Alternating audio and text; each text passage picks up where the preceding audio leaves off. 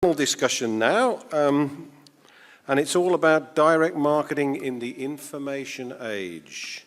And I'd like to invite two people from Prognosis, the founder and president, Abhishek Yadav, and Tanu Niwaz, the executive vice president of HDFC Life, Sanjay Tripathi, and the president of InfoCode, Scott Neuberger, who seems to like it up here, I think. So I invite you good people up here. Thank you very much. Who's Tanu? Okay. Executive Director from Prognosis Direct. Abhishek, the founder, is not here with us. He couldn't make it to the event. So I have Avinash. He is an Associate Director. So he will be joining the panel instead. And we have Sanjay and Scott. Thanks for being with us here. So I would like to start this discussion on direct marketing in the information age. And my first question, which we can take turns to answer, is what is your overview of direct marketing? Direct database marketing as a practice, database marketing as an industry. So what is your overview of it as of today? No, for us, it's really important because we're an insurance company and every year we add close to 1 million customer base. And though it is small compared to some of the large banks, still currently we have close to 5 million data points, which is really, really high. And more importantly, in our kind of segment, the customer buy different product at different life stages. So what happens if you buy a product today, maybe after 3-4 years time, your life stage needs are different, so you will probably look for a product. Give an example, see if you're unmarried, you'll probably buy an endowment plan or a term plan. But post-marriage, you might look for something like a children plan, which will really solve your need. So it is important to understand the life stage events of the customer. It's also important to understand what are the changes happening in the customer life cycle. And for that, you need to understand what the customer has given in the initial point of time. So we have got loads and loads of data points because we have got huge form when you buy an insurance product, which are filled and kept in some place, which nobody knows because the distributor is only interested in his premium and the sales credit. Then no one has really looked up to it. So what we did, I think 5 to 6 years back, I'm very happy to see Sandeep because Sandeep was one of our main key partners. So with Cartesian and Alterian tool, we started looking at our data and see that, how can we really make a meaningful discussion out of it and trying to see what we can learn from it. So we look at two key areas for our business. One is how we can upsell, cross-sell and sell more, which is like a database marketing. The second part we look at what is the propensity to lapse, who are the customer who will probably not give the revenue, give the next year premium.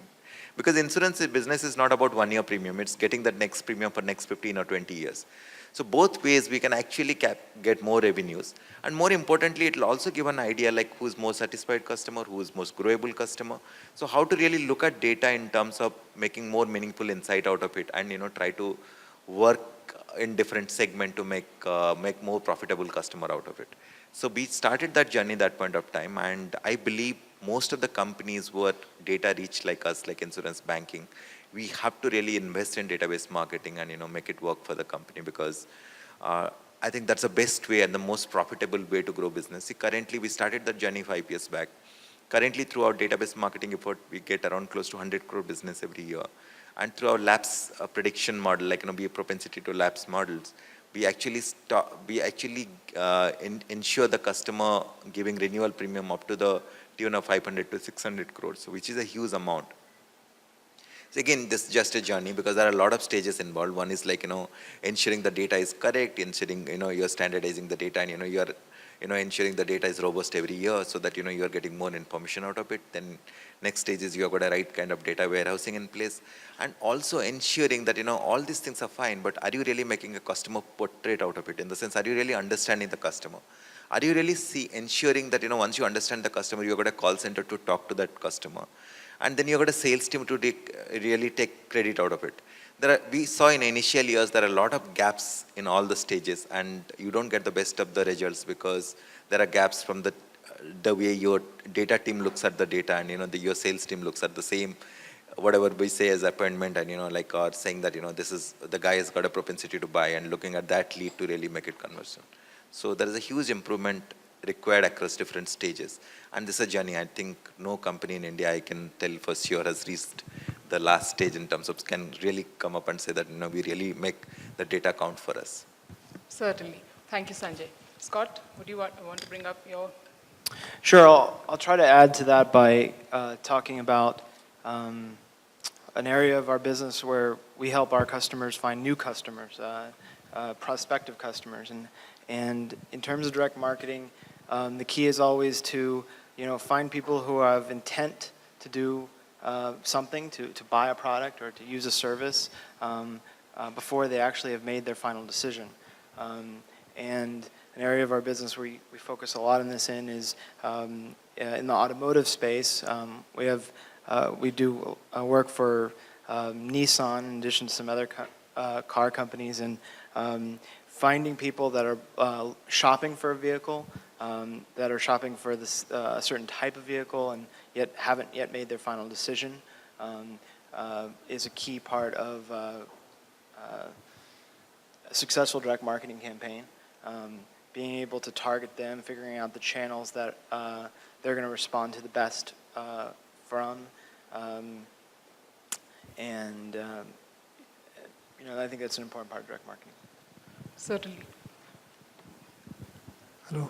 So I'd like to add here that nowadays information in the direct marketing scenario has become really important, in a sense that whenever you are doing a marketing, whether it is a B2B marketing or it's a B2C marketing, the information that is available within these databases is really critical and important. And with the advent of digital marketing, there's a huge scope involved in getting the information. So I'd like to share a case study where Prognosis did a huge entire industry mapping within India for one of our IT clients, B2B client. Although Forrester and Gartner, companies like Forrester and Gartner do mention in their researches that there is a huge database of companies that is available in India, close to 15-20 lakhs of companies within India, B2B companies.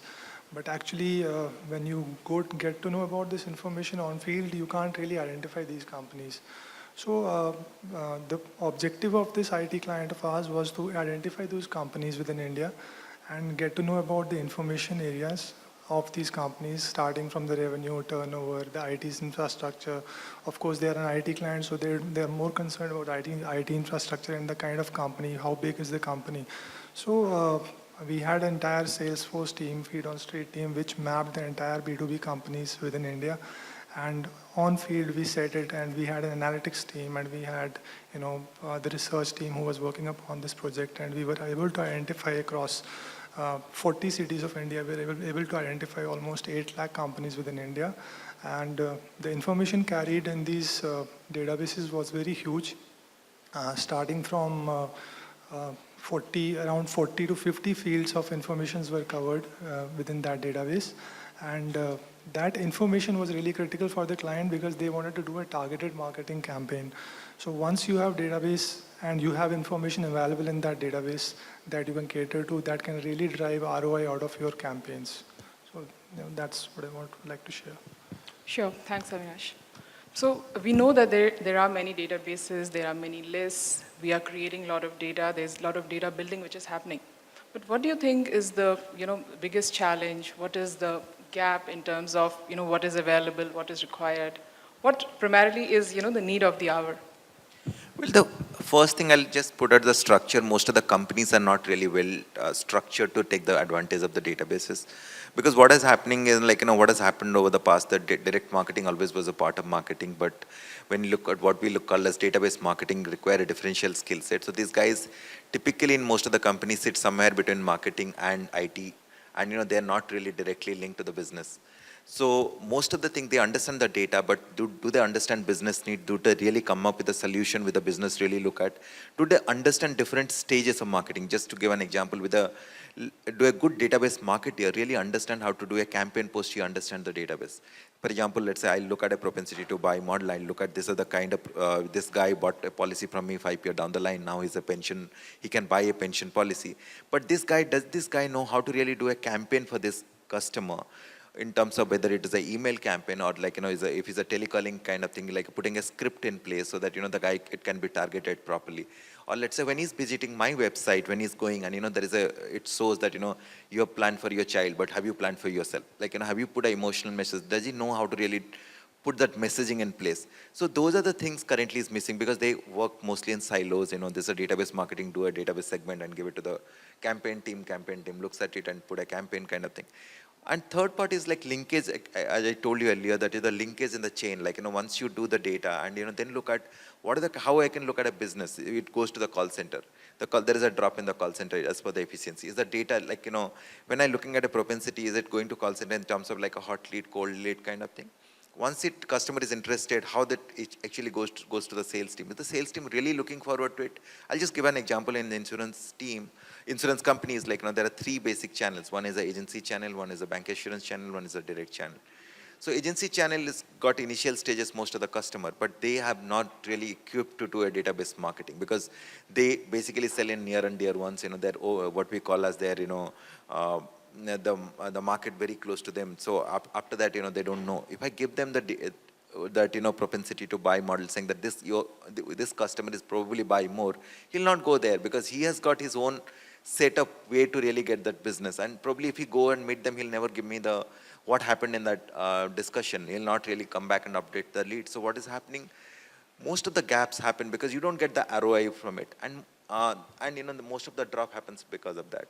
The other challenges is like most of the campaigns, some of the companies I've seen, does campaign for the sake of doing campaign. And, it's a campaign-based ROI. So one guy told me that, we do 2,500 campaigns in a year. So every campaign has an ROI. So am I really micro-segmenting, trying to do too many campaigns and trying to every campaign put an ROI kind of thing? Is that a better way I can actually touch base with the customer? Am I really looking at a customer saying that whether I've got a policy in place that, I can only touch base with the customer max 4 times in the year, so I'll not bother the customer? Am I really looking at the customer privacy part of it? The third issue is like, we are very much interested in getting more business. See, most of the database marketing effort is to get more business. Am I really bothered about the satisfaction of the customer? When my call center guy is calling up the customer, which has got propensity to buy, am I really taking his input saying that, is he really happy with my existing policy? Is he really has got some issues which are not really been solved? First, solve the issue and going back. So what I see that, today the database marketing has to be much more comprehensive in nature, and it has to link back with all segment within the company, and particularly all other part of marketing also. So it has to be part of a 360-degree initiative to get the best benefit out of the database marketing. Certainly. Thanks, Sanjay. Scott, you would want to bring in some global perspective on this? Sure. So, looking at from a global point of view, especially in markets where there's more data to choose between, one of the key challenges is figuring out which data is the right data for a particular campaign. How do you test one list against another? How do you evaluate the sourcing of the data, the quality of the data? How do you pick the right segments of those databases? Those are really key challenges that you face when you're in a situation where there's lots of data to choose between. Another key challenge is incorporating results from prior campaigns and learning from the prior campaigns so that hopefully the future campaigns are better and are learning from the prior campaigns.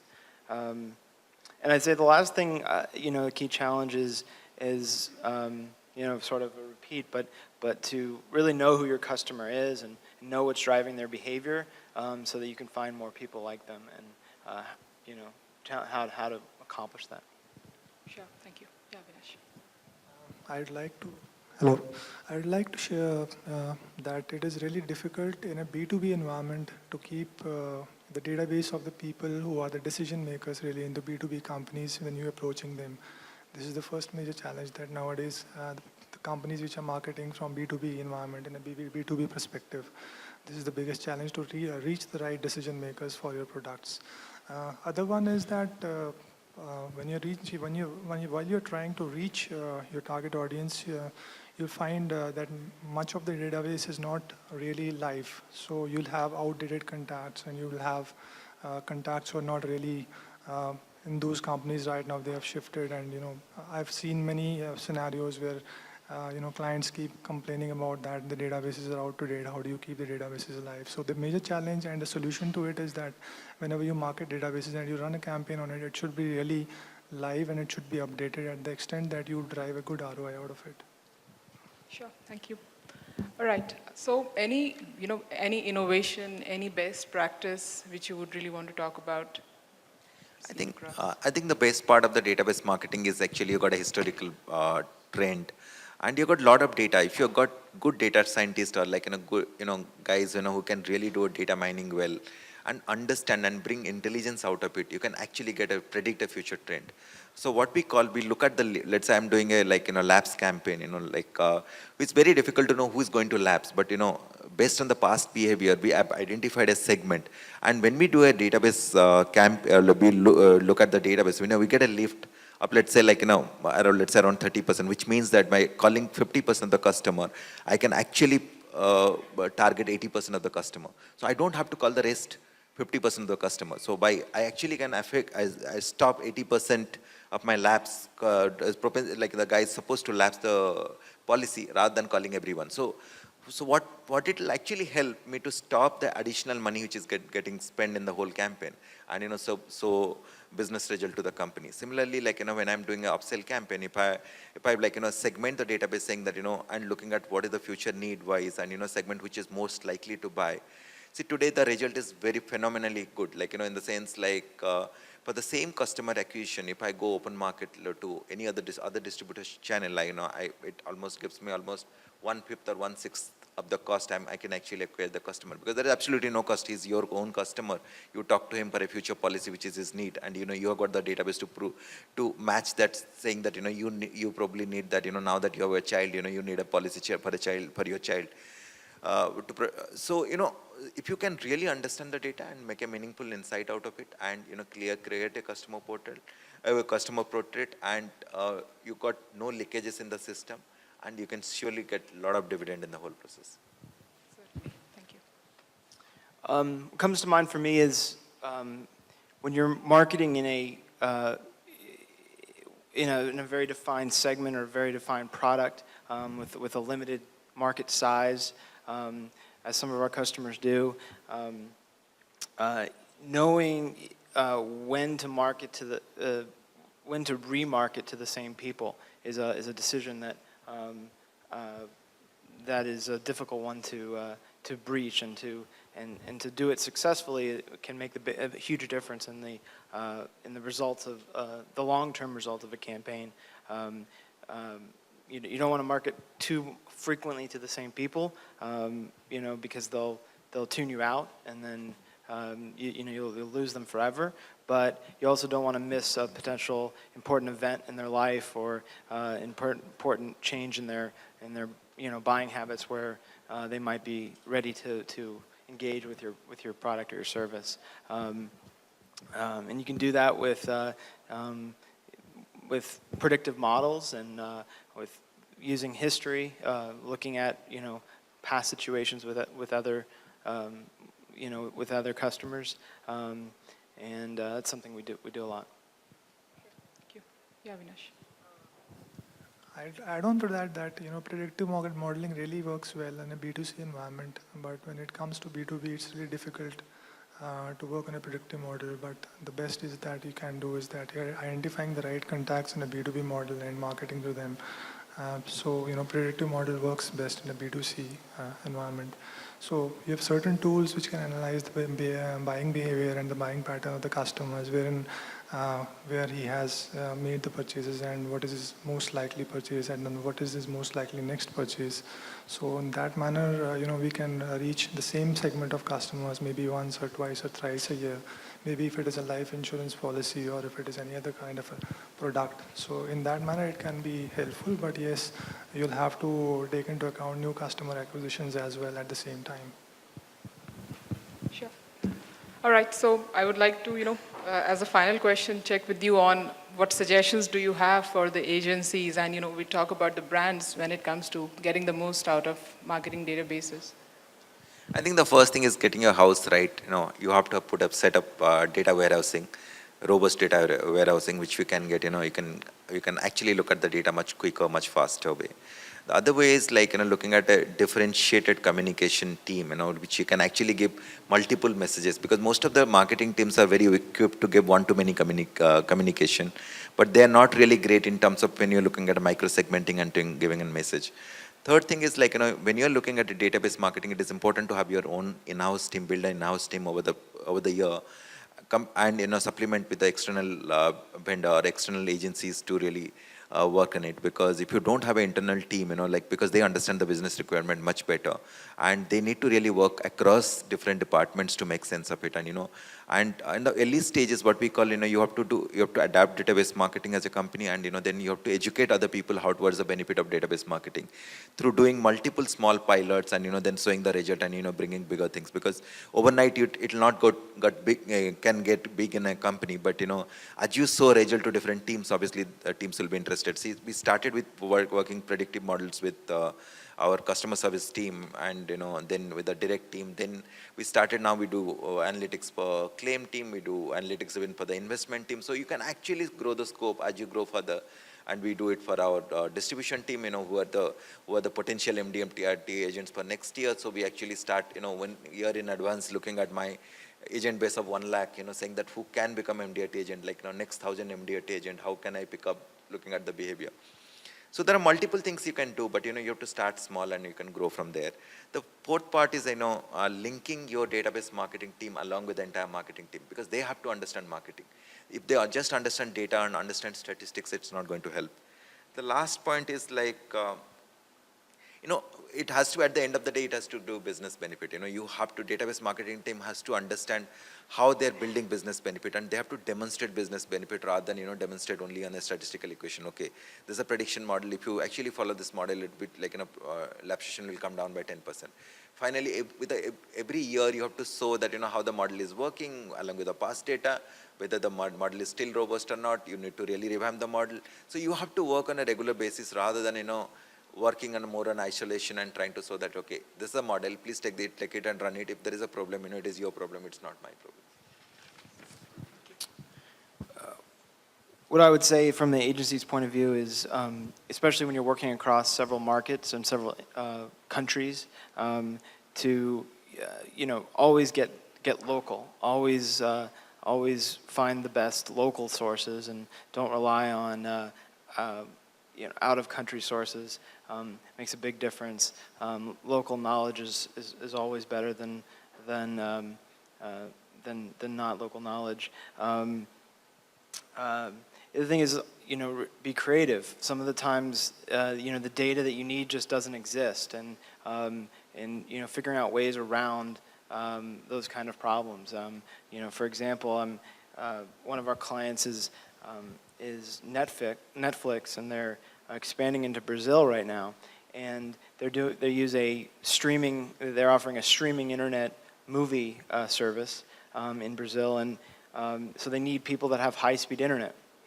High-speed internet isn't everywhere in Brazil, and it's in local pockets, and so the challenge was to find people that have high-speed internet, but that information doesn't exist in marketing databases. So you have to then, figure out where does the high-speed internet service exist, first of all, and then what are the characteristics, what are the attributes of the people that would be buying high-speed internet, and by narrowing by geography and then by other attributes, you can build a target audience that didn't exist before.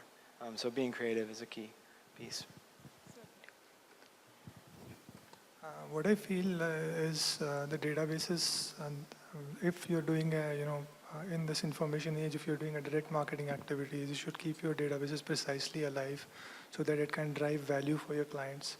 And since Prognosys is focused across APAC and ASEAN and India, so we keep our databases live around the year so that our clients can drive benefits from it.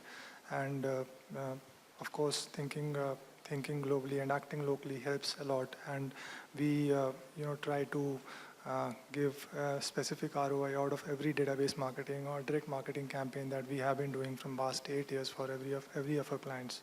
So, that is the major feedback I'd like to give agencies, that keep your database live so that it adds value to the client's business. Sure. Thank you, Avinash. We can take an audience question, I guess. We have time. Okay. I have one question for the panel.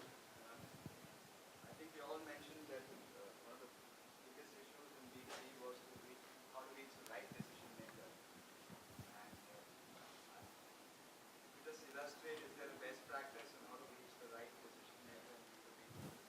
What I'd like to answer that is that until and unless you have a dedicated team internally, wherein you're focusing on top maybe 50 or 100 enterprise accounts or 50 SMB companies with a specific revenue range, and you have your dedicated team or a field or a feet on street team or a team who interacts globally or locally with all the maybe marketing officers or the IT managers or the IT heads or concerning to any division. Until and unless there is some personalization involved in a relationship, you can't really figure out, how to reach the right decision makers on time. Okay. Anybody, Sanjay, would like to add on to something? Or? No, it is like, obviously I'm not in B2B space at the moment, but I can only add to it that saying that, everything depends on what is the robustness of the data, what is the kind of database you have got over the period of time. It can be done by your team, or you have got the database from some other source. You have to verify the source, ensure that whether it is right or not. See what happened in a B2B space. There are a lot of changes. This guy is there as a head, tomorrow he may not be there. Is your field guy really updating the database on the right point of time, and getting the records on time? So, and second is understanding those customers, what is their need. So a CFO, a communication to CFO and communication to a CTO, both cannot be the same. So you have to ensure that your communication is different for different segment, ensure the success rate. If it is not successful, you have to probably modify this thing.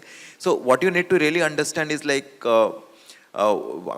post you have got a database, ensuring the database success rate. You have to put a success rate in terms of your campaign and ensuring that whether the campaign success rate is getting maintained or not. The third part is you got a success, someone's own interest. But is your sales team really going and really able to convert those leads? If you are not able to convert, probably you need to really relook and to see that how the sales team can be really trained to really take care of those leads. So you can't look at an isolation. You have to look at all three segments to make it work. Sure. All right. Thank you. So I would like to sum this up by saying that, while there are tools, predictive marketing tools, which can help us in the decision making. However, I think it's very important to have an updated live database, which can be done partly through regular validation activities, keeping a customer relationship alive, and just making sure that you have your database validated at any point of time. I guess an active database is the best source, and that is what the agencies should focus on to get good business. All right, thank you.